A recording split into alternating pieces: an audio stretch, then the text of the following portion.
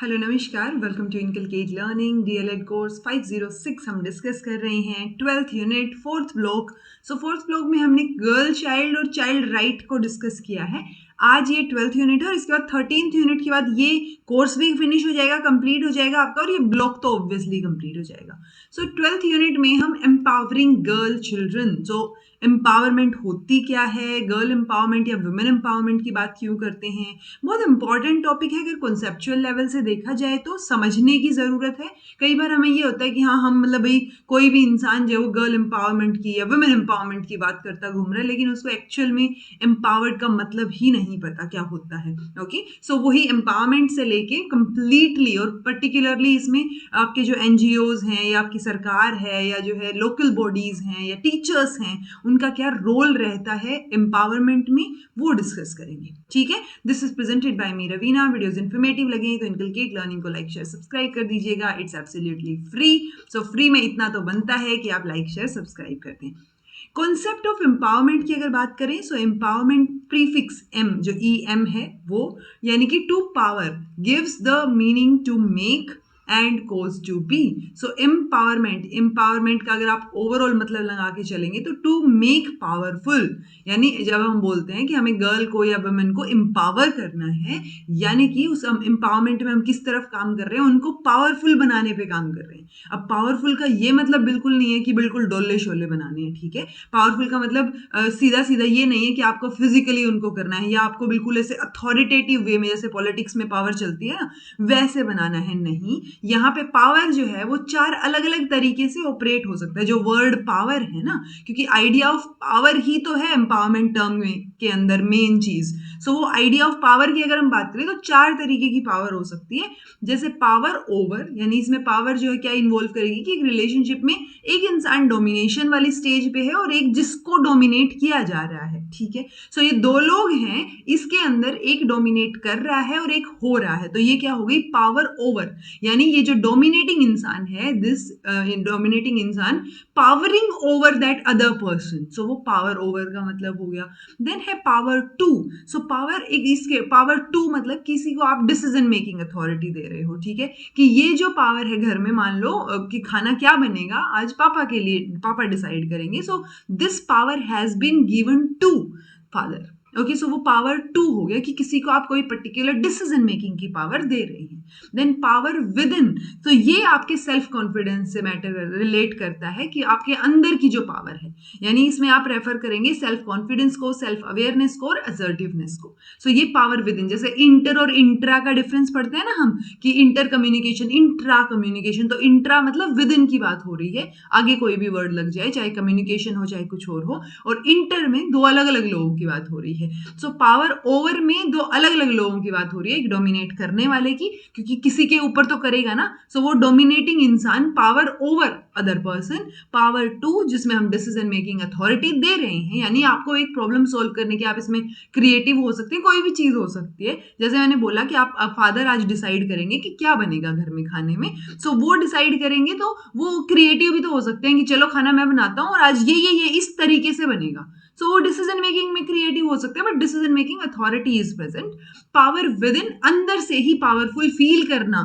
कई बार होता है ना, आप खुद ही फील नहीं कर रहे होते, अब बाहर तो आपके एनवायरमेंट ऐसा कर रखा है कि भाई हमारे घर में तो सब कुछ लेडीज करेंगी, डिसीजन मेकिंग, ये वो सारी चीजें हो रखी हैं, बट आप खुद ही कॉन्फिडेंट नहीं है वो डिसीजन लेने के लिए। सडनली कैसे हो जाएंगे जब बरसों से, सालों से आपने डिसीजन नहीं लिया है कोई, राइट। सो वो पावर विद इन होना भी जरूरी है। देन पावर विद, इस पावर में लोग इन्वॉल्व हैं कि वो एक कॉमन पर्पस को अचीव करने के लिए काम कर रहे हैं, सो वो पावर विद हो जाएगा। तो जो काइंड ऑफ पावर जो हमने डिस्कस की है यहाँ पे, power to, power with and power within, can be developed as alternatives, क्योंकि अभी तक हमने क्या देखा है सोसाइटी में, स्पेसिफिकली इंडियन सोसाइटी या पैट्रियार्कल सोसाइटी में, कि पावर ओवर है, कि जो मेल पार्ट है, मेल काउंटर पार्ट है, वो डोमिनेट कर रहा है फीमेल के ऊपर। इसीलिए तो हमें वुमेन एम्पावरमेंट की जरूरत पड़ गई कि यार उनको अवेयर करना है, एम्पावर करना है। और बचपन से ही वो चीजें होती आ रही हैं, तो लेडीज को पता भी नहीं होता कि वो जो है डोमिनेटिंग हो रहा है, उनके साथ डोमिनेशन हो रहा है। कोई इंसान जो आज की डेट में पढ़ रहा है, कि मान लो मैं पढ़ रही हूँ एम्पावरमेंट एम्पावरमेंट क्या होता है, या मैं मॉडर्न वुमेन हूँ आज की, सो जो मम्मी लोग हैं या उससे भी पहले की जो लेडीज हैं उनमें कई बार आपको समझ आएगा कि यार इनको तो समझ ही नहीं आ रहा है कि डोमिनेशन हो रहा है, they are used to of this, वो कंप्लीटली वो हैबिचुअल हो चुके हैं उस पर्टिकुलर चीज के, एंड दे आर लाइक ठीक है ऐसे ही होता आया है। ओके, सो हमें क्या करना है, जो ये पावर ओवर वाला फैक्टर है इसकी बजाय जो अल्टरनेटिव फैक्टर्स हैं अपने power to, power within and power with, इनके ऊपर काम करना है कि हमें उनको डिसीजन मेकिंग पावर देनी है, पावर विद इन उनको अंदर से भी कॉन्फिडेंट फील करवाना है, अंदर से पावर उनके अंदर फील होनी चाहिए, एंड पावर विद की सब लोग मिलके उस पर्टिकुलर कॉमन जो है कलेक्टिव गोल को अचीव करने के लिए काम करें। सो एम्पावरमेंट जो है, अगर हम कोई चीज के लिए खड़े हो रहे हैं, सो डेफिनेटली बहुत सारा ऑपरेशन या बहुत सारे जो है ऑपोजिट फोर्स यहाँ पे आएगा। जब भी एम्पावरमेंट वर्ड आएगा, it's not only about women empowerment, कोई भी एम्पावरमेंट हो सकती है कि आप जो है वर्क प्लेस पे किसी के एम्पावरमेंट की बात कर रहे हैं या आप थर्ड जेंडर के एम्पावरमेंट की बात कर रहे हैं, बट जहां पर भी एम्पावरमेंट वर्ड आएगा यानी कि ऑलरेडी वहां पे पावर ओवर है, कि पावर किस फॉर्म में है, इस फॉर्म में है कि डोमिनेशन हो रहा है। ओके, सो वो एम्पावरमेंट में जहां पर भी वर्ड एम्पावरमेंट आएगा वहां पे चैलेंजेस तो फेस करने पड़ेंगे, एक ऑपरेशन आपको फेस करना पड़ेगा। देन बात आती है वुमेन एम्पावरमेंट की कि ये कॉन्सेप्ट क्या है। सो ऑब्वियस सी बात है, जो हम पावर ओवर के अल्टरनेटिव ढूंढने की कोशिश कर रहे हैं, यहां पर वो एम्पावरमेंट के साथ हमने वर्ड ऐड कर दिया है वुमेन। तो हमें रीडिस्ट्रीब्यूशन करना है सोशल पावर को, कंट्रोल जो रिसोर्सेज के ऊपर है कि अच्छा ये काम वुमेन कर सकते हैं, ये मैन कर सकते हैं, वो चीज नहीं करनी है। तो जो रिसोर्सेज, और रिसोर्सेज वर्ड में हम 4 कैटेगरीज में लेके चल रहे हैं। नेचुरल रिसोर्सेज हो सकते हैं जैसे land, water, forest. Intellectual resources हो सकते हैं इंफॉर्मेशन, नॉलेज। ह्यूमन रिसोर्सेज हो सकते हैं पीपल, लेबर या स्किल्स। देन आपके जो है फाइनेंशियल रिसोर्सेज हो सकते हैं मनी या प्रॉपर्टी की फॉर्म में। ओके, प्रॉपर्टी और लैंड वाला आप कोरिलेट भी कर सकते हैं, बट ठीक है, पॉइंट ये है कि 4 तरीके के रिसोर्सेज हैं, ये हमें रीडिस्ट्रीब्यूट करने हैं। यानी कि ऐसा ना हो कि अगर प्रॉपर्टी किसी के नाम है तो वो आदमियों के ही नाम है, जो कि पहले होता था, जो कि अब धीरे धीरे कम हो रहा है, बट वो कम इतना कम नहीं हुआ है कि हम बोल दें कि 50-50 हो रहा है। ओके, अब वुमेन, वही तो जैसे सरकार क्या स्टेप ले रही है कि अगर आप वुमेन के नाम पे रजिस्ट्री कराएंगे तो आपको ये बेनिफिट्स मिलेंगे, आपके थोड़े बहुत पैसे कम लगेंगे। सो वो पैसे कम करने के चक्कर में ही सही, बट वुमेन के नाम प्रॉपर्टी तो हो रही है ना, सो वो चीज होगी, वो एम्पावरमेंट है एक तरीके से, कि हमने फाइनेंशियल रिसोर्सेज या प्रॉपर्टी या लैंड, वो जो चीजें हैं नेचुरल रिसोर्स, कोई भी रिसोर्स, हमने उसको क्या कर दिया है, डिवाइड कर दिया है। आप कई बार लेबर में भी देखेंगे, जैसे मैंने देखा कि घर पे ही काम लगा हुआ है, तो लेबर में एक जो है वो जैसे दिहाड़ी मजदूरी पे लोग आते हैं, तो उनमें से एक फीमेल थी। तो एकदम से देख के आपको भी लग सकता है, या मैं भले ही फीमेल हूं, मुझे भी लग सकता है कि यार ये तो थोड़ा ऐसे हट्टा कट्टा या मतलब पत्थर इधर से उधर करने वो वाला काम है, तो ये कैसे। बट देन मदर ने बताया कि नहीं, ये पहले भी इसने काम किया हुआ है और ये आदमियों से भी ज्यादा काम करती है। तो वो क्या हुआ वहां पे, जब एक बार उसको मौका मिला और उसने अपना बेस्ट दिया, तो बार बार फिर वो चीजें, वो मौके मिलने लग गए। ओके, सो वो लेबर की फॉर्म में भी हो सकता है या पर्टिकुलर इंफॉर्मेशन की फॉर्म में भी हो सकता है। सो एम्पावरमेंट ओवरऑल देखें तो हमें रिसोर्सेज को, सोशल पावर को, जो उनके ऊपर कंट्रोल है, उसको थोड़ा रीडिस्ट्रीब्यूट करना है। ऐसा ना हो कि सिर्फ मेल काउंटर पार्ट के पास हो। बट जब भी वुमेन एम्पावरमेंट की बात आती है ना, कई बार लोग हिचकिचाते हैं कि आई एम अ फेमिनिस्ट बोलने में। सो फेमिनिस्ट का मतलब ये नहीं होता, बहुत सारे लोगों को यही लगता है कि फेमिनिस्ट मतलब फीमेल की साइड ली जा रही है। नहीं, फीमेल की साइड नहीं ली जा रही है, इक्वल अपॉर्चुनिटीज की बात की जा रही है on the basis of gender. ऐसा ना हो कि जेंडर के बेसिस पे अपॉर्चुनिटीज नहीं मिल रही है, जस्ट बिकॉज आप फीमेल हैं इसलिए आपको लेबर वर्क नहीं मिल रहा है, तो ऐसा ना हो ना। सो वो वुमेन एम्पावरमेंट है, वो फेमिनिज्म है, जहां पर आप बात करते हैं फीमेल और मेल दोनों, मतलब या फिर थर्ड जेंडर, हर एक जेंडर इक्वली पार्टिसिपेट करे, उसको इक्वली अपॉर्चुनिटीज मिले। ओके, वो एम्पावरमेंट है। सो ओवरऑल एम्पावरमेंट एक डायनामिक प्रोसेस हो गया जिसमें हम वुमेन की लिबरेशन की, उसकी फ्रीडम की, चॉइसेस एंड इक्वालिटी की बात करते हैं कि फ्रीडम ऑफ चॉइस हो उसके पास, बट फ्रीडम ऑफ चॉइस कब होगी, जब उसको इंफॉर्मेशन होगी किसी पर्टिकुलर चीज के बारे में, एंड देन फर्दर उसको डिसीजन मेकिंग के लिए अलाउ किया जाएगा। सो वो चीजों की जरूरत है और इसीलिए इसको हम डायनामिक प्रोसेस बोल रहे हैं। एंड अल्टीमेटली जब हम लिबरेशन की, एजुकेशन की, इन सब चीजों की बात करेंगे, सो वुमेन के अंदर जो है वो बहुत सारे चेंजेस, उनकी लाइफ के अंदर बहुत सारी चेंजेस हमें देखने को मिलेंगी। तो जो ओवरऑल हम बोल सकते हैं कि जो एम्पावरमेंट का कॉन्सेप्ट है वो मल्टी डायमेंशनल है, और एम्पावरमेंट को हम 2 लेवल पे देख सकते हैं। एक इंडिविजुअल एम्पावरमेंट की मुझे अकेली को एम्पावर किया जा रहा है, मेरी फैमिली इस तरीके से है कि हाँ वो मुझे सपोर्ट कर रही है पर्टिकुलर चीजें करने में। एक है कलेक्टिव एम्पावरमेंट, जो सोसाइटी के लेवल पे एज अ होल हम वुमेन कम्युनिटी कम्युनिटी के लिए देख रही हैं। ठीक है, सो एम्पावरमेंट दो तरीके से हो सकते हैं। चूंकि हम वुमेन एम्पावरमेंट की बात कर रहे हैं, so I take examples of women empowerment only. So individual empowerment and collective. Individual में आपका सोशियो इकोनॉमिक या पॉलिटिकल एम्पावरमेंट आ जाएगी, और कलेक्टिव में आपका जो है वो कलेक्टिव कॉन्सेंसस या कलेक्टिव एक्शन जो आप ले रहे हैं वो आ जाएगा। ठीक है जी। सो एम्पावरमेंट ओवरऑल एक बॉटम अप प्रोसेस हो गया rather than top down approach. Top down में क्या होता है, ऊपर से आप कोई डिसीजन लेते हैं और वो नीचे तक फ्लो होता है, जैसे सेंट्रल लेवल पे कोई एक्ट बना वो नीचे तक लागू होगा। बट बॉटम अप अप्रोच होगा कि जिन लोगों के लिए वो चीज बन रही है उनसे पहले बात की जाए, उनको क्या जरूरत है, वहां से प्रॉब्लम का सोल्यूशन निकाल के और उसको ऊपर तक पहुंचाया जाए, तब जाके वो हायरार्की में जब टॉप पे पहुंचे तो वो एक्ट या रूल या पॉलिसी बने। Okay, so empowerment is a bottom up approach, यानी नीचे से ऊपर तक की बात है, क्योंकि सबसे पहले वुमेन को खुद को सपोर्ट करना पड़ेगा ना। अब बाहर तो वुमेन एम्पावरमेंट के झंडे गूंज रहे हैं, ठीक है, लेकिन किसी गर्ल के साथ या किसी वुमेन के साथ अगर कुछ गलत हो गया तो सबसे पहले तो उसको ही आवाज उठानी पड़ेगी, बाकी सब लोग तो कुछ नहीं कर सकते। जैसे कई बार बहुत अनप्लेजेंट केसेस हमारे सामने आते हैं जिसमें हम बात करते हैं कि जो है मतलब इस जगह पे वुमेन के साथ रेप हो गया या यहाँ पे जो है ये चीज हो गई, बट पर्टिकुलरली भले ही कितने ही एनजीओज उसके लिए कैंडल मार्च निकाल लें, अगर वो वुमेन जो है अंदर से एम्पावर्ड नहीं है, उसकी फैमिली उसको एम्पावरमेंट प्रोवाइड नहीं कर रही है, तो वो स्टेप या डिसीजन तो नहीं ले पाएगी ना।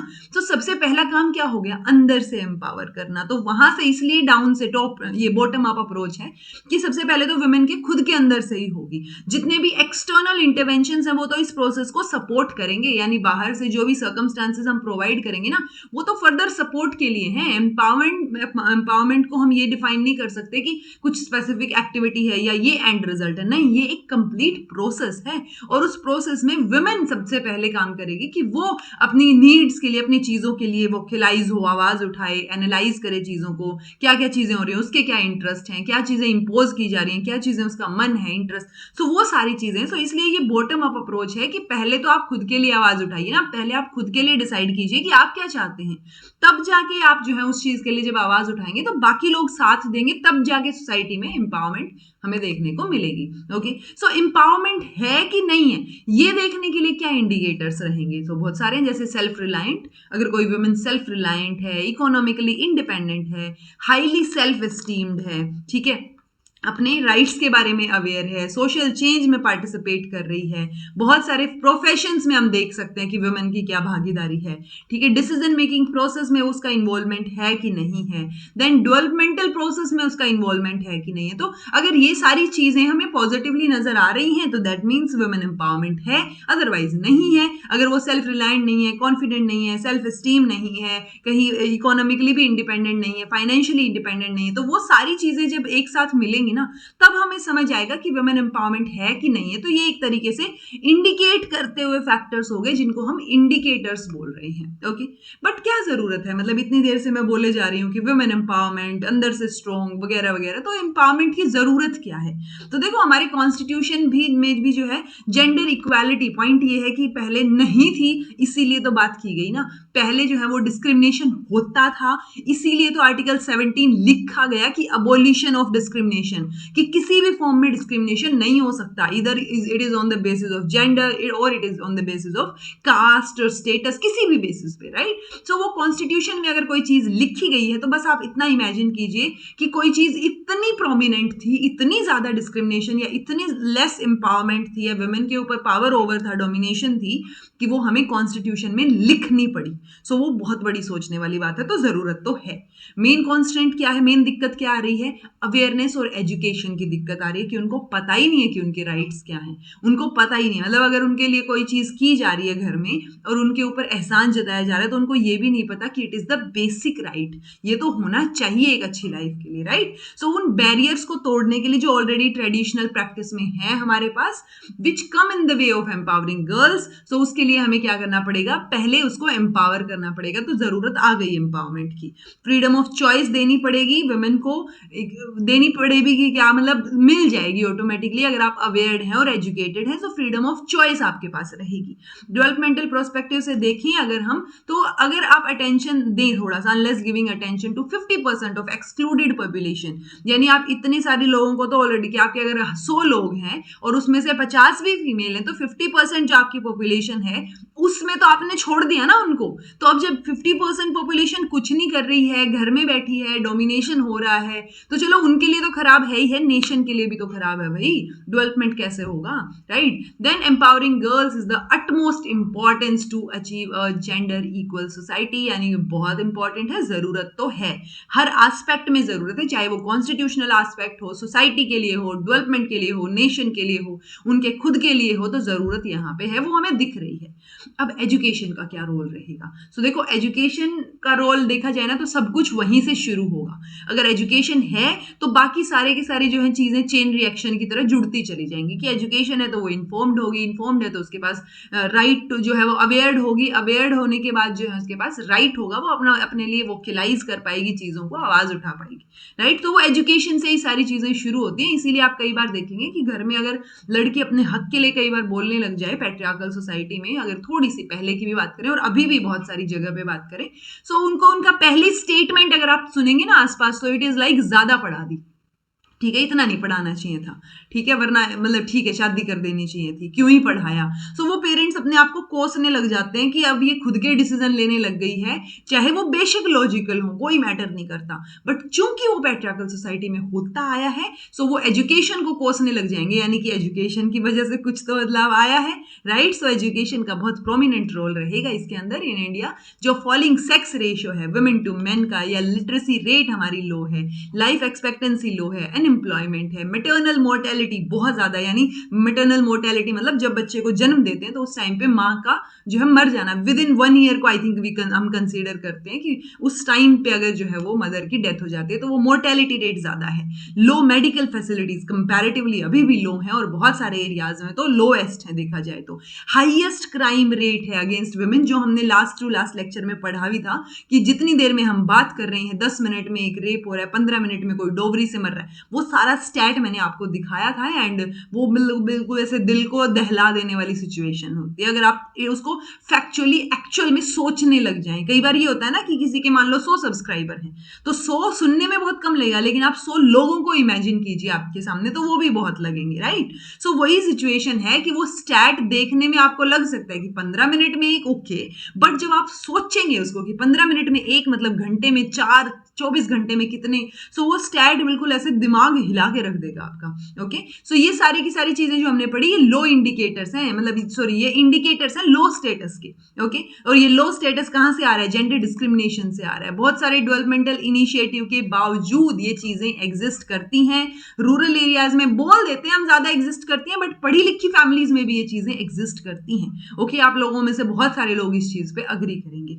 Then it has been realize that mere providing infrastructure और वेलफेयर स्कीम्स या प्रोग्राम्स, उनसे जिंदगी में बदलाव नहीं आएगा, उनसे नहीं आएगा। तो एक ही अल्टरनेटिव बचता है आपके पास कि आप उनको एक पॉजिटिव रोल के लिए प्रिपेयर करें, और उसके लिए आपके पास सिर्फ एक एजुकेशन, एक जंक्चर नजर आता है कि एजुकेशन ही ये सारे के सारे गैप को भर सकता है। तो उसके पास कॉन्शियसनेस होगी, इंफॉर्मेशन होगी, नॉलेज होगी, सारी जो चीजें हैं उन मतलब जो जो उसके अगेंस्ट हैं, जो कॉन्स्ट्रेंट्स हैं, वो एजुकेशन ही फुलफिल कर सकती है। तो एजुकेशन ही हमारे पास एक इंपॉर्टेंट चीज बचती है, तो रोल तो ऑब्वियसली बहुत बड़ा हो गया। अब एजुकेशन मतलब कैसे? दो तरीके से हो सकती है, फॉर्मल एजुकेशन हो सकती है, इनफॉर्मल एजुकेशन हो सकती है।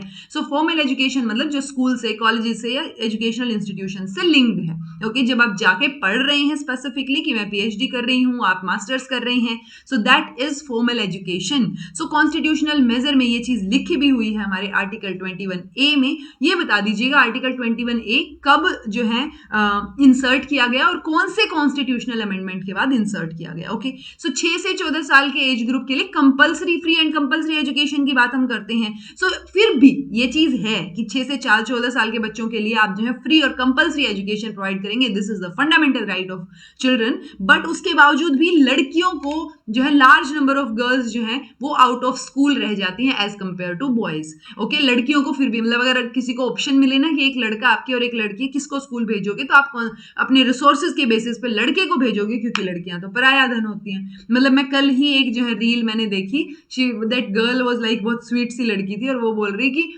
मुझे ये समझ नहीं आता कि अगर मैं पराया धन हूं या मुझे मेरा दूसरे घर जाना है, मुझे अपने घर जाना है, तो मैं इस घर में क्यों काम कर रही हूँ, ठीक है। तो और दूसरा, जब मेरे को आगे, मैं तो दूसरे घर से आई हूँ ना, तो मैं वहां क्यों काम कर रही हूँ। सो वो सिचुएशन बहुत अजीब सी होती है स्पेसिफिकली फॉर गर्ल्स, और ये शायद लड़कियां बेटर समझ पाएंगी।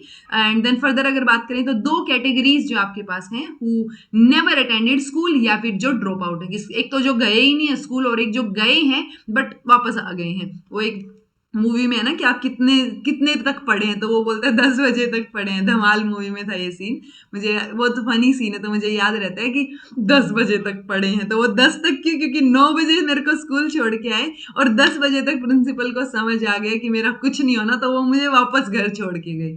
सो इट्स लाइक दैट कि एक तो गए हैं बट वापस आ लिए हैं, चाहे वो एक दिन में आए हों या एक महीने में या एक साल में उन्होंने ड्रॉप आउट किया हो, बट वो ड्रॉप आउट है। ओके, तो दो कैटेगरीज में रहेगा, हु नेवर अटेंडेड स्कूल और who have dropped out of the school. Then further अगर बात करें तो फॉर्मल एजुकेशन, जो एक एकेडमिक स्ट्रक्चर या स्टैंडर्डाइज करिकुलम उसमें है, फुल टाइम स्कूलिंग है, जो वो कई जगह पे जो है इनकन्वीनियंट होता है। किसके लिए? रूरल, पुअर या डिसएडवांटेज गर्ल्स के लिए फॉर्मल एजुकेशन में जाना, चाहे वो कोई भी रीजन हो कि भाई पीछे से बच्चे का ध्यान रखना है, अपनी फैमिली के लिए कुछ काम करना है। अब वो चाहे पेड वर्क कर रही हो, बाहर जाके दिहाड़ी मजदूरी कर रही हो वो लड़की, या फिर वो अनपेड वर्क कर रही हो अपनी फैमिली को सपोर्ट करने के लिए। तो रूरल एरियाज में स्पेसिफिकली ये चीजें देखने को मिलती हैं, स्लम एरियाज में देखने को मिलती हैं कि लड़की को नहीं पढ़ाया जा रहा है, तो वो फॉर्मल एजुकेशन तो पॉसिबल नहीं हो पा रही है। यानी फॉर्मल एजुकेशन जो है that is fail to reach hard, मतलब रीच या हार्ड टू रीच गर्ल्स हम बोल सकते हैं। तो वो लड़कियों तक पहुंच नहीं पा रही है फॉर्मल एजुकेशन। ओके, और भी बहुत सारे कांस्टेंट हैं कि पानी भर के लाना है, या खाना लेके आना है, फोल्डर लेके आना है, या फायरवुड लकड़ियां इकट्ठी करके लानी है, अपने भाई बहनों का ध्यान रखना है, या जल्दी से शादी कर दी गई है आपकी। सो ये रीजंस हैं एक तरीके से फॉर्मल एजुकेशन ना पहुंच पाने के। So that is hard to reach, so we have to go for non formal education. Okay, so जो नॉन फॉर्मल एजुकेशन का कॉन्सेप्ट है, ये लेट 60s 70s के अंदर अपने पास आया। इसमें गवर्नमेंट ने NFEs, ये आपके जो है formal education centres, national formal education centres जो हैं, sorry nationally non formal education centres शुरू किए गए, ताकि जो आउट ऑफ स्कूल बच्चे हैं उनकी कन्वीनियंस के हिसाब से हम क्या कर सकें कि अगर वो दिन में बच्चे का ध्यान रख रही है तो एक टाइम 1 घंटा निकाल के शाम को पढ़ ले वो। ओके, सो वो चीजें हमने उनकी कन्वीनियंस के हिसाब से करने की कोशिश की है। सो ऑब्वियस सी बात है ना, जो आपका नॉन फॉर्मल एजुकेशन सिस्टम है वो फ्लेक्सिबल हो गया, लर्नर सेंटर्ड हो गया, पार्टिसिपेटरी हो गया, ज्यादा प्रैक्टिकल हो गया एज कंपैरिजन टू थियोरेटिकल, कि आपको 9 से 2 स्कूल आना है या 9 से 3 स्कूल आना है, उसके बजाय आप जब फ्री हो तब आना है। ठीक है, एक पर्टिकुलर टाइम आप लोगों का देख के फिक्स कर दिया गया है कि अच्छा ठीक है, इस टाइम आप लोग 4 बजे फ्री होते हैं तो 4 बजे आ जाइए, 1 घंटा पढ़ा दिया जाएगा। ओके, वो सॉर्ट ऑफ ट्यूशन वाली चीज हो गई, तो वो नॉन फॉर्मल एजुकेशन में चली गई। ये ज्यादा इकोनॉमिकल है because it utilize existing facilities. तो इसमें अलग से स्कूल खोलने की जरूरत नहीं है नॉन फॉर्मल एजुकेशन के लिए, जो ऑलरेडी स्कूल एग्जिस्ट करते हैं उनके इंफ्रास्ट्रक्चर को हम इस्तेमाल कर सकते हैं। ज्यादा सुटेबल रहेगा ड्रॉप आउट गर्ल्स के लिए, क्योंकि उनकी एंट्री जो एज है उसके ऊपर कोई रेस्ट्रिक्शन नहीं है नॉन फॉर्मल एजुकेशन में, और कोई टाइमिंग भी फिक्स्ड नहीं है। क्लासेस जो है वो मॉर्निंग, आफ्टरनून, इवनिंग, किसी depending upon the convenience of the girls और कन्वीनियंस ऑफ द चाइल्ड, आप उन क्लासेस को मॉडिफाई कर सकते हैं कि अब नहीं अब ले लेंगे, चलो ठीक है। करिकुलम जो वो नीड बेस्ड हो जाएगा, लाइफ स्किल एजुकेशन उसके अंदर इंक्लूड रहेगी, कोई प्रोफेशनली ट्रेंड टीचर की जरूरत नहीं पड़ेगी, जो भी मोर नॉलेजेबल अदर होगा वो पढ़ा सकता है। एनपी प्रोग्राम जो है वो एनजीओज के थ्रू इंप्लीमेंट किया जा रहा है। ओके, सो वो नॉन फॉर्मल एजुकेशन में आ गया। बेसिकली ऑब्जेक्टिव जो है वो फॉर्मल या नॉन फॉर्मल के वो कॉम्प्लीमेंट्री हैं, दोनों ही क्वालिटी इंप्रूव करने पे, लाइफ स्टैंडर्ड्स को इंप्रूव करने पे, क्योंकि अगर आपकी एजुकेशन बेटर, आप थोड़े से भी अवेयर हैं तो आपके लाइफ स्टैंडर्ड्स डेफिनेटली इंक्रीज हो जाएंगे, इंप्रूव हो जाएंगे। दोनों ही कॉन्ट्रीब्यूट करते हैं गर्ल्स को एम्पावर करने में, कैसे? उनको वैल्यूज, एटीट्यूड और अदर लाइफ स्किल्स प्रोवाइड करके। ओके, कॉन्स्टिट्यूशन में भी ये चीज लिखी है कि बहुत सारे इंपॉर्टेंट प्रोविजंस हैं जो डायरेक्ट एजुकेशन की बात करते हैं। जैसे आर्टिकल 45 में था कि 14 ईयर्स तक विद इन द पीरियड, मतलब जब हम आजाद हुए थे ना, तो वहां पे DPSPs मेंशन किए गए थे कि भाई अभी हमारी इतनी औकात नहीं है फाइनेंशियली या फिर हम देखें इकोनॉमिकली कि एज ए नेशन, क्योंकि हम बहुत यंग थे, अभी भी हम बहुत यंग हैं देखा जाए तो, 75-77 साल ही तो पुराने हैं हम तो। 75-77 मतलब जब आपने जीरो से शुरू किया है, सो 75-77 तो कुछ भी नहीं होता। ठीक है, कई बार तो लोग, अब पर्टिकुलरली अगर कोई गरीब फैमिली में पैदा हुए तो वो जो है ढंग से डेवलप नहीं हो पाता 75 साल में कई बार, ओके, अपनी सर्कमस्टांसिस की वजह से। तो देश की बात की जाए तो वो बहुत बड़ा लेवल हो गया। सो आर्टिकल 45 में ये मेंशन किया था डायरेक्टिव प्रिंसिपल्स की जब हमारे पास हम इकोनॉमिकली सही होंगे ना तो हमें इन चीजों पे काम करना है। सो इनमें से क्या था कि भाई 14 ईयर्स तक आपको क्या प्रोवाइड करना है, यानी अगर हम 1947 में आजाद हुए हैं या 1950 में हमारा कॉन्स्टिट्यूशन लागू हुआ है तो 10 साल के अंदर अंदर हमें इस चीज पे काम करना है। बट 10 साल नहीं, कई 60 साल लग गए इसके अंदर, 50 ना, हाँ 40-50 साल लग गए। 2000 आप बताना मुझे अच्छा ओके, मैंने बता ही दिया यहाँ पे। 86 कॉन्स्टिट्यूशनल अमेंडमेंट में 2002 में हमने इंसर्ट किया आर्टिकल 21A, यानी इस चीज को फंडामेंटल राइट बनाने में आप देखो कितना टाइम लग गया हमें। इन्होंने बोला था कॉन्स्टिट्यूशन में कि 10 साल के अंदर अंदर कर देना ये चीज कि 14 ईयर्स तक के बच्चों को फ्री एंड कंपल्सरी एजुकेशन मिले, ओके। सो वो फ्री प्रोवाइड करवाने के लिए हमें 10 साल की बजाय यहाँ पे पूरे के पूरे 50 साल लग गए, देखा जाए 52 साल। 2002 में जाके ये हुआ और उसके बाद 2009 में जाके ये एक्ट आया, तो 50-60 साल तो हमें लग ही गए देखा जाए तो, 40-50, ओके। सो ये मैंडेट है, कॉन्स्टिट्यूशन में मेंशन है। ये आर्टिकल 15 में मेंशन है कि कोई डिस्क्रिमिनेशन नहीं होगा on the basis of sex. ये बहुत मैटर है कि आप जो है पब्लिक रिजोर्ट में या कोई भी कहीं भी एक्सेस कर रहे हैं तो सेक्स के बेसिस पे डिस्क्रिमिनेशन ना हो, तो इक्वालिटी की बात आ गई। 15(3) में मेंशन है कि ये स्टेट के लिए है ये चीज कि स्पेशल प्रोविजंस वो बना सकते हैं वुमेन या चिल्ड्रन के वेलफेयर के लिए, राइट। और गर्ल मतलब चिल्ड्रन भी हैं और वुमेन भी है, गर्ल भी हैं, तो वो तो एक और कॉम्बिनेशन हो गया आपके पास कि और वल्नरेबल ग्रुप हो गया, ठीक है। इंडिया ने साइन किया CEDAW यानी committee on elimination of all kind of discrimination against women, ये 1980 में इन्होंने साइन किया। फिर अब ऑब्वियसली आप कमिटेड हैं इसको इंप्लीमेंट करने के लिए, जब आपने इंटरनेशनल लेवल पे ये साइन कर ली है ट्रीटी, सो आपको इंश्योर करना पड़ेगा कि इक्वल एक्सेस और इक्वल अपॉर्चुनिटीज प्रोवाइड की जाएं। तो 1980 में ये साइन हुआ है, उसके बाद हमने काम भी किया है, उसके बाद अपना सर्व शिक्षा अभियान आया है, देन NPEGEL भी आया है जो मैंने आपको करवा दिया। सो बहुत सारे एफर्ट्स लेने की कोशिश की गई है। सो गवर्नमेंट का जो इनिशिएशन है या पॉलिसीज है, इंडिपेंडेंस के बाद उन्होंने बहुत सारे कमीशंस कमेटीज अपॉइंट किए हैं चीजों को रिव्यू करने के लिए, फर्दर रिकमेंडेशंस के लिए। सो और उन रिकमेंडेशंस के बेसिस पे उन्होंने बहुत सारे प्रोविजंस दिए हैं गर्ल्स के लिए कि फ्री एजुकेशन है, learning material, text books free दी जा रही हैं, स्कॉलरशिप दी जा रही है। बीच में जब हम लोग पढ़ रहे थे उस टाइम पे साइकिल्स मिलती थी जो इकोनॉमिकली बेटर नहीं थे, राइट। फीमेल टीचर्स अपॉइंट की जा रही हैं, देन जेंडर सेंसिटिव करिकुलम बनाया जा रहा है। तो बहुत सारी इनिशिएशंस तो हो रहे हैं, ठीक है। गवर्नमेंट ने 2 पॉलिसीज फॉर्मुलेट की हैं देखा जाए तो, एक तो नेशनल पॉलिसी ऑन एजुकेशन थी अपनी और एक है national policy on empowerment of women. So आपने शायद ये ना सुना हो नेशनल पॉलिसी ऑन एम्पावरमेंट। एक तो हमें पता है नेशनल पॉलिसी अपनी 1986 की फॉर्मुलेट हुई, देन उसको रिवाइज किया गया, अपना प्रोग्राम ऑफ एक्शन जो है 1992 वाला, ठीक है। सो उन सब में भी यही एड्रेस किया गया था, इन चीजों को रिड्रेस किया गया। क्या किया गया कि जो ट्रेडिशनल जेंडर बेसिस पे जो इम्बैलेंस हो रखा है ना उसको ठीक कीजिए। रेकमेंड किया गया कि एजुकेशन को एक चेंज के एजेंट की तरह यूज कीजिए ताकि वुमेन का स्टेटस बेटर हो सके। एजुकेशन क्योंकि क्रिटिकल थिंकिंग, सेल्फ एस्टीम सारी चीजें बढ़ाएगी, जो हमने इंडिकेटर्स की बात की थी। और वुमेन इलिटरेसी को या जो ऑब्स्टेकल्स आ रहे हैं उनको हमें रिमूव करना है, ओके। देन नेशनल, ये याद रखिए कि एक national policy for women empowerment या एम्पावरमेंट ऑफ वुमेन भी 2001 में आई थी, जिसमें कुछ key areas specifically for action in women's education की इक्वल एक्सेस हो, स्पेशल मेजर्स दिए जाएं एलिमिनेट करने के लिए डिस्क्रिमिनेशन, यूनिवर्सलाइजेशन ऑफ एजुकेशन हो, जेंडर सेंसिटिव करिकुलम हो, रिडक्शन किया जाए जेंडर गैप का। तो ये सारी चीजों की बात इसमें की गई थी। सो देखो नाम से तो समझ आ रहा है हमें कि इसके अंदर क्या क्या चीजें बोली गई होंगी जब नेशनल पॉलिसी है एम्पावरमेंट ऑफ वुमेन के लिए 2001 में। सो उस टाइम पे ये समझ आ रहा है कि क्या क्या चीजें होंगी, बट नाम याद रखें कि ये 2001 में थी, ओके। बाकी चीजें तो आप वैसे भी कॉन्सेप्चुअली सोल्व कर लेंगे अगर कोई क्वेश्चन आता है तो। उसके अलावा इस पॉलिसी के अंदर बहुत सारे पैरामीटर्स या डिपार्टमेंट्स के अंदर बहुत सारे प्रोग्राम शुरू किए गए, जैसे नेशनल, ओके एक सेकेंड, वेट, ठीक है। सो पॉलिसी के अंदर बहुत सारी चीजें जो है यहाँ पे शुरू की गई, जैसे श्रमिक विद्यापीठ हो गया, नेशनल लिटरेसी मिशन हो गया, देन आपके पास महिला सामख्य प्रोग्राम हो गया, ये मैंने करवा दिया है आपको। देन आपके पास ये नेशनल प्रोग्राम हो गया education of girls at elementary level NPEGEL, ये लास्ट लेक्चर करवाया आपको। सो ओवरऑल इन सारी चीजों से हम करना क्या चाह रहे हैं, हम लाइफ स्किल्स डेवलप करना चाह रहे हैं। हम गर्ल्स को एम्पावर करने के लिए उनके अंदर स्किल्स तो होनी जरूरी है ना, along with formal system of education. So एक टीचर को अवेयर रहना है, क्योंकि क्योंकि उसका बहुत बड़ा रोल होता है बच्चों की पर्सनालिटी को डेवलप करने में, स्पेशली गर्ल्स तो टीचर का इंपॉर्टेंट रोल रहेगा। लाइफ स्किल एजुकेशन की वजह से उनमें अवेयरनेस आएगी, असर्टिवनेस डेवलप होगी, ठीक है, वो एनहेंस होगी उनकी मोबिलिटी और एम्पावरमेंट फील होगा स्पेसिफिकली ओपिनियन को एक्सप्रेस करने में।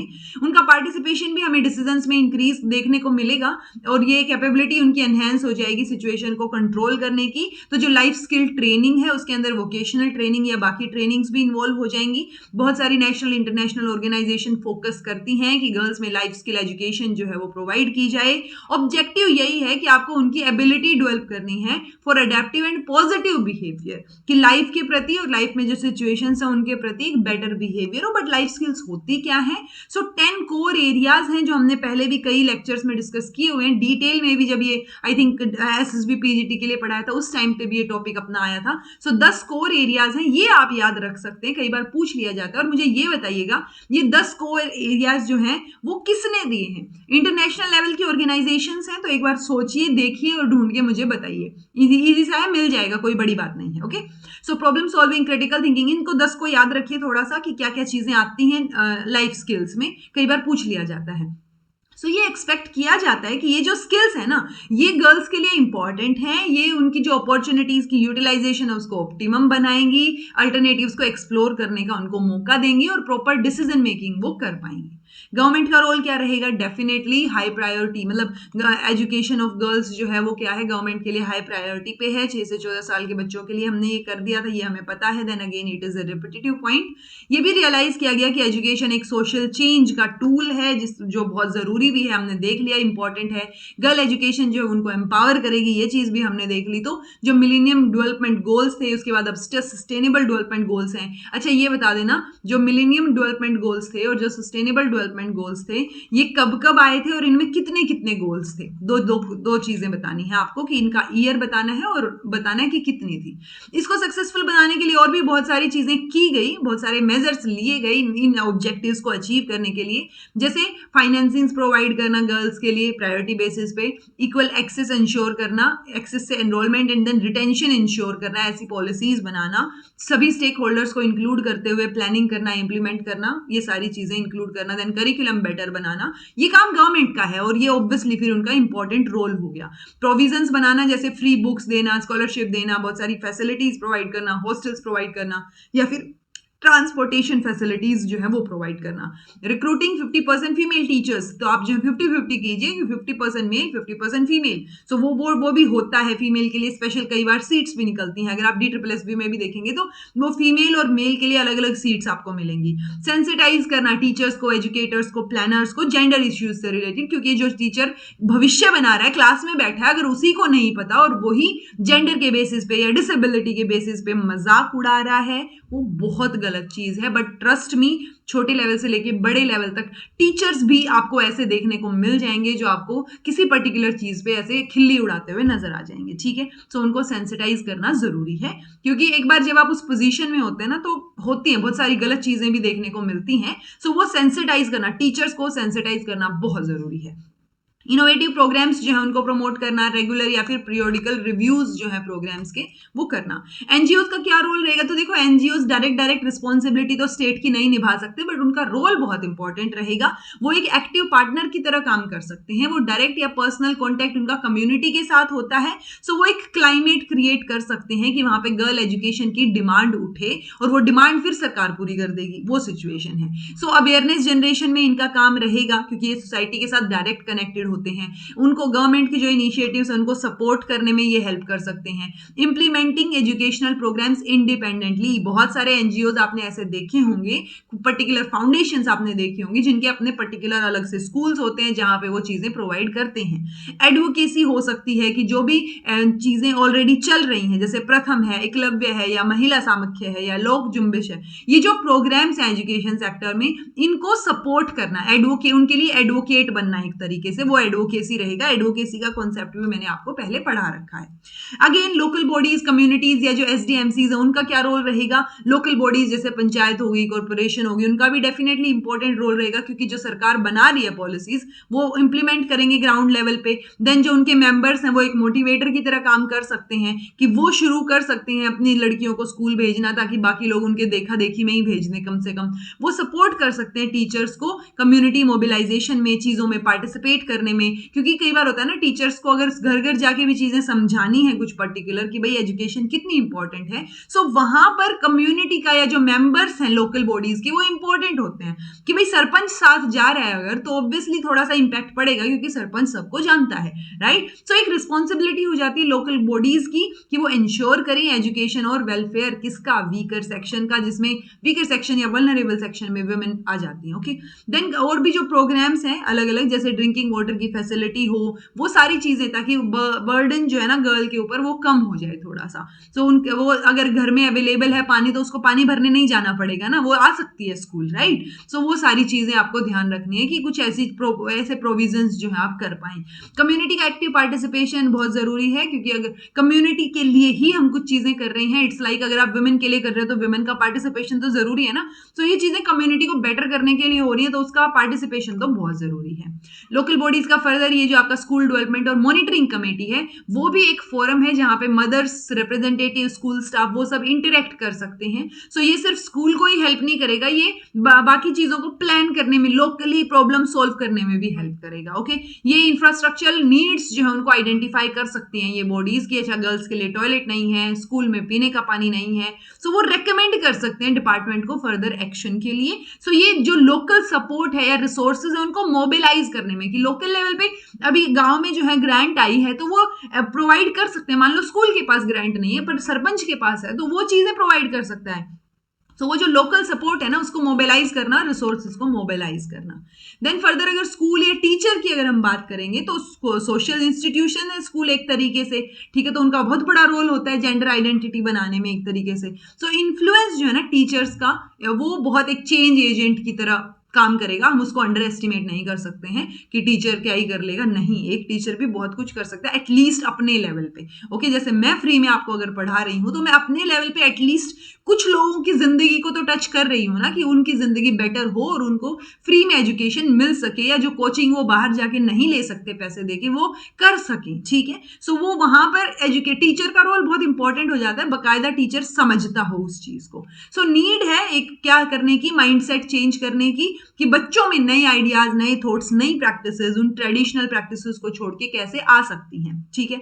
सो एक नॉर्मल क्लासरूम डायनेमिक्स अगर हम देखें तो टीचर एक बेटर लर्निंग एनवायरनमेंट क्रिएट कर सकता है, जहां पे बॉयज को स्पेसिफिकली मतलब एनकरेज ना किया जाए, मतलब दोनों को किया जाए, ऐसा ना हो कि सिर्फ बॉयज को किया जा रहा है। हम ये नहीं कह रहे हैं कि बॉयज को एनकरेज मत कीजिए, बट हम ये बोलना चाह रहे हैं कि बॉयज और गर्ल्स को इक्वली एनकरेज कीजिए, क्योंकि लास्ट टू लास्ट या पता नहीं लास्ट लेक्चर में हमने ये डिस्कस किया था कि क्या क्या कॉन्स्टेंट्स हमें क्लास लेवल पे स्टडीज में देखने को मिले हैं, कि अच्छा लड़कों को ज्यादा अटेंशन मिल रही है, उनकी बात को अटेंशन दी जा रही है, उनको लीडर का रोल दिया जा रहा है, तो वो सारी चीजें हमने देखी हैं। कई बार बोला जा रहा है मैथ्स और साइंस की क्लास है तो लड़कों को ज्यादा इंपॉर्टेंस मिल रही है, तो वो जेंडर प्रेफरेंशियल एटीट्यूड नहीं होना चाहिए, क्योंकि वो डायरेक्ट इंपैक्ट करता है बच्चे की पर्सनालिटी को। वहीं पे ही चीजें वहां से लेस पार्टिसिपेशन शुरू हो जाएगा, तो ऑब्वियसली कहां से आएगा वो सेल्फ कॉन्फिडेंस या सेल्फ अवेयरनेस। तो ये बहुत एसेंशियल है कि टीचर जो है वो सेंसिटिव हो जेंडर इश्यूज को लेके, ओके, वो इक्विप्ड हो कि वो सिचुएशन को टैकल कर पाए, उसके पास रिसोर्सेज अवेलेबल हो कि वो इफेक्टिवली चीजों को बेटर कर सकता है। ही और सी शुड इंश्योर इक्वल अपॉर्चुनिटी, वो इक्वल अटेंशन दे, इक्वल अप्रिशिएशन। ऐसा ना हो कि गर्ल्स या बॉयज की तरफ बायसनेस है, यूजुअली बॉयज की तरफ देखने को मिलती है, इसीलिए तो गर्ल एम्पावरमेंट, वुमेन एम्पावरमेंट की बात हो रही है। सो जो ये एम्पावरमेंट का पाथ है, टीचर एनकरेज कर सकता है नॉन स्टीरियोटाइप्ड एक्टिविटीज को, जो ऑलरेडी होती आई हैं उनको ना करे फर्दर। एक वुमेन टीचर जो है वो एक रोल मॉडल की तरह काम कर सकती है बच्चों के लिए। उसका जो एटीट्यूड होगा, एक्शंस होंगे, बिहेवियर होंगे, पर्सपेक्टिव, कई बार क्या होता है ना, पता नहीं एक अलग सा पर्सपेक्टिव बन जाता है। जैसे मैं ऐसे यूनिवर्सिटी में जा रही थी और पीछे एक ग्रुप था बच्चों का, गर्ल्स और बॉयज दोनों थे उसमें। सो उसमें से किसी लड़की की आवाज मुझे आई एंड शी वाज लाइक कि जो ये केमिस्ट्री वाला जो फील्ड है ना, इसके अंदर जो मतलब लड़के टीचर, फीमेल टीचर मैंने बहुत अच्छी देखी है पढ़ाते हुए, लड़के टीचर जो होते हैं ना उनको कुछ आता ही नहीं है, ऐसा कुछ उसने स्टेटमेंट पास की। तो हो सकता है वो उसका एक्सपीरियंस होगा, बट एक विमेन टीचर, बात सिर्फ इतनी सी है कि वो एक रोल मॉडल की तरह प्रेजेंट कर सकती है, क्योंकि कोई ना कोई टीचर तो उसने देखी होगी ना जिसका इम्पैक्ट हुआ और ये लाइन निकल के आई, और कोई ना कोई टीचर उसने ऐसा भी देखा होगा, मेल टीचर, जिसमें वो कमियां नजर आई होंगी। तो उसने वो जनरलाइज कर दिया, वो डेफिनेटली गलत है, बट वो कुछ ना कुछ तो उसने देखा होगा। तो वो वुमेन टीचर जो है वो एक रोल मॉडल की तरह अपने आप को प्रेजेंट कर सकती है। और वुमेन टीचर होगी तो गर्ल्स जो है वो कई बार प्रोटेक्टेड और अच्छे से फील भी करती हैं। अगर तभी कई बार जो रूरल एरियाज में पेरेंट्स होते हैं वो गर्ल्स स्कूल में तो फिर भी लड़कियों को भेज देते हैं। कई बार हम ये मुद्दे उठाते हैं ना कि गर्ल्स स्कूल नहीं होने चाहिए, कोएड स्कूल हो, ये हो, वो सारी चीजें हो, बट पॉइंट ये है कि गर्ल्स स्कूल में पेरेंट्स जो नहीं भेजना चाहते थे वो भी फिर भी भेज देते हैं। सो वो एक जो कंजर्वेटिव एटीट्यूड है ना पेरेंट्स का, तो वो मेल टीचर से नहीं पढ़वाना चाहते। कई बार ट्यूशन की भी जब बात आती है तो वो नहीं पढ़वाना चाहते बिकॉज ऑफ सोसाइटी और because of their experiences, right. So women teacher जो है वो एक अच्छा एग्जाम्पल हो सकती है। टीचर्स का डेफिनेटली रोल रहेगा गर्ल्स को पार्टिसिपेट करने के लिए, उनको एनकरेज करने के लिए। तो आप एक गर्ल फ्रेंडली एनवायरमेंट जो है वो बना सकते हैं जिसमें वो चीजें जो है क्या हो सके, पार्टिसिपेशन बढ़ सके। टीचर जो है वो एक अच्छी रेपो अगर कम्युनिटी के सामने सेट करता है तो वो ट्रेडिशनल बाइस्डनेस, जो पेरेंट्स का जो एटीट्यूड है उसको भी चेंज करने की कोशिश कर सकता है। अगर, क्योंकि कई बार होता है ना कि ये चलो ये टीचर बहुत अच्छा है, या एक टीचर की रेपो बन जाती है, अच्छा ये कह रहे हैं तो मान लेते हैं, राइट। तो वो एक अगर अच्छी रेपो है सो वो कम्युनिटी में जो है सपोर्ट मोबिलाइजेशन में हेल्प मिलेगी उनको, ठीक है जी। सो टीचर का रोल हो गया, एनजीओज के रोल हो गए, बहुत इंपॉर्टेंट टॉपिक हमने डिस्कस किया। और ओवरऑल आप देखेंगे तो हमने एम्पावरमेंट की बात की है, और अल्टीमेटली एम्पावरमेंट की बात क्यों कर रहे हैं, क्योंकि पहले कहीं ना कहीं एक्सप्लॉयटेशन हुआ है, ठीक है। So this was all about today. ये अपना एम्पावरिंग द गर्ल चिल्ड्रन अपना यूनिट थी पूरी की पूरी। आई होप आपको समझ आई होगी, थोड़ी सी लंबी खिंच गई class, but it's okay. This was all about today. Thank you so much for watching. Be happy, keep smiling, subscribe to Inculcate Learning because it is absolutely free, and be consistent in your efforts.